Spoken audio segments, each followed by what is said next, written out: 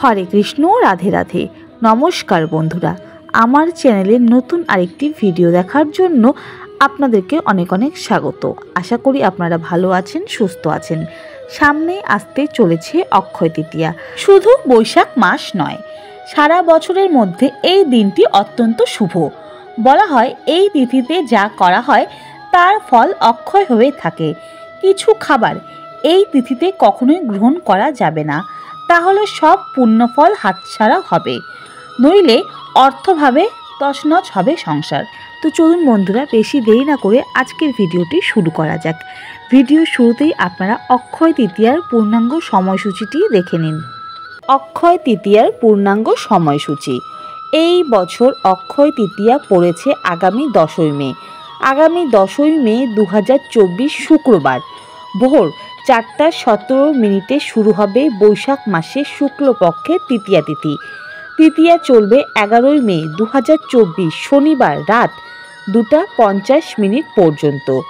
অক্ষয় তৃতীয়ায় শুভ সময় থাকবে 10ই মে সকাল 5:49 থেকে রাত 12:23 পর্যন্ত। তো বন্ধুরা, আপনারা অক্ষয় তৃতীয়ার পূর্ণাঙ্গ সময়সূচি দেখে নিয়েছেন। অক্ষয় তৃতীয়ায় সোনা রূপো সহ নানান বস্তু কেনার প্রথা রয়েছে। তবে এই দিন যত দামি বস্তুই কিনুন না কেন, কেউ যদি আপনার দরজা থেকে ক্ষুধার্ত অবস্থায় ফিরে যান, তা হলে অমঙ্গল হয়। কোনো ভিখারি, গাভী বা অন্য কেউ এই দিন বাড়ির দরজায় এসে উপস্থিত হলে তাদের অন্ন জল গ্রহণ না করিয়ে ফেরত দেবেন না। অক্ষয় তৃতীয়ায় বাড়ি থেকে কেউ ক্ষুধার্ত অবস্থায় ফিরে গেলে লক্ষ্মী রুষ্ট হন, দারিদ্র সেই ব্যক্তির পিছু কোনোদিন ছাড়েন না। শাস্ত্র মতে অক্ষয় তৃতীয়ায় কারো কাছ থেকে টাকা ধার নেওয়া উচিত নয়। নিজের সামর্থ্য অনুযায়ী উৎসব পালন করুন। এই দিন কারো কাছ থেকে টাকা চেয়ে কেনাকাটা করবেন না।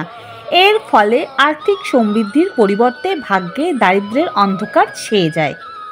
এই তিথিতে অসহায়দের সাহায্য করলে লক্ষ্মীর আশীর্বাদ লাভ করা যায়। তো চলুন বন্ধুরা, এখন জেনে নেওয়া যাক এই তিথিতে কি এমন 5টি খাবার রয়েছে যেই খাবারগুলি আপনারা অক্ষয় তৃতীয়ার দিন ভুল করেও মুখে তুলবেন না। শাস্ত্র মতে অক্ষয় তৃতীয়ার দিন এই 5টি খাবার খেলে নবগ্রহ দুর্বল হয় এবং ব্যক্তি পরিশ্রমের ফলাফল অর্জন করতে পারে না। লক্ষ্মীও রুষ্ট হয়ে গৃহত্যাগ করে চলে যায়। প্রথমত, এই দিন অনেকের বাড়িতে এবং দোকানে পুজো করা হয়। সেই কারণে এই দিন যারা পুজো করবেন বা যারা পুজো করবেন না, তারাও এই দিন ভুল করেও আমিষ খাবার অর্থাৎ পেঁয়াজ, রসুন, মাছ, মাংস ইত্যাদি খাবার খাবেন না। এগুলো খেলে মা লক্ষ্মী রুষ্ট হবেন এবং মা লক্ষ্মী কোনোদিনই আপনাদের বাড়িতে আগমন ঘটাবে না। দ্বিতীয়, এই দিন ভুল করেও আপনারা মাশরুম বা ছত্রাক জাতীয় খাবার খাবেন না। তৃতীয়, অক্ষয় তৃতীয়ার দিন কোনো পোড়া জাতীয় খাবার অর্থাৎ বেগুন পোড়া, টমেটো পোড়া বা কোনো কিছুই পোড়া জাতীয় খাবার খাবেন না এবং বাড়িতেও কোনো কিছু পোড়া দেবেন না। এই সমস্ত কিছু খাবার অক্ষয় তৃতীয়ার দিন আপনারা এড়িয়ে চলুন। চতুর্থ, এই দিন আপনারা কোনো নেশাজাতীয় দ্রব্য যেমন পান, বিড়ি, সিগারেট, মদ্যপান ইত্যাদি এড়িয়ে চলুন। পঞ্চম, অক্ষয় তৃতীয়ার পূর্ণ তিথিতে আপনারা ভুল করেও সিন্দুক লবণ খাবেন না। তো বন্ধুরা, যারা প্রথমবার এই ভিডিওটি দেখছেন তারা হয়তো ভাবছেন যে কেন সিন্দুক লবণ খাওয়া যাবে না। তাদের উদ্দেশ্যে বলতে চাই, আমার চ্যানেলের আগের ভিডিওটি আপনারা গিয়ে দেখে নিন, তাহলেই বুঝতে পারবেন যে সিন্দুক লবণ কেন অক্ষয় তৃতীয়ার দিন আপনারা খাবেন না। অক্ষয় তৃতীয়ার দিন আপনারা ব্রহ্ম মুহূর্তে ঘুম থেকে উঠবেন এবং আপনাদের আশেপাশে যদি কোনো নদী, পুকুর বা সমুদ্র হয়ে থাকে তাহলে সেখানে গিয়ে স্নান করবেন। অক্ষয় তৃতীয়ার দিন গঙ্গা স্নান করা খুব পুণ্য বলে মনে করা হয়। এছাড়াও যদি আশেপাশে কোনো নদী, সমুদ্র না থেকে থাকে তাহলে স্নান করার জলে সামান্য গঙ্গা জল মিশিয়ে স্নান করলে গঙ্গা স্নান করার পুণ্যফল লাভ হয়। এছাড়াও অক্ষয় তৃতীয়ার দিন কোনো অভাবী ব্যক্তিকে বা ব্রাহ্মণকে দান করা খুব শুভ বলে মনে করা হয়। দানের মধ্যে আপনারা যব, গম, ছোলা, ছাতু, আখের রস, দুধ থেকে তৈরি খাদ্যদ্রব্য, সোনা, জলভর্তি পাত্র, শস্য, জামা কাপড় এই সব কিছু দান করতে পারবেন। সম্ভব হলে শুভ মুহূর্তের মধ্যে উপোস থেকে পুজো করুন, ব্রাহ্মণদের ভোজন করান, অভাবগ্রস্ত কাউকে খাওয়ান।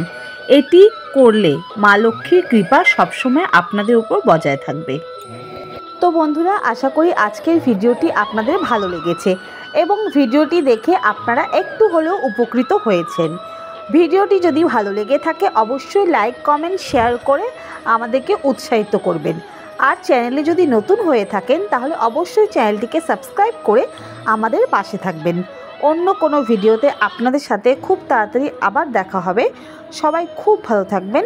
হরে কৃষ্ণ, রাধে রাধে।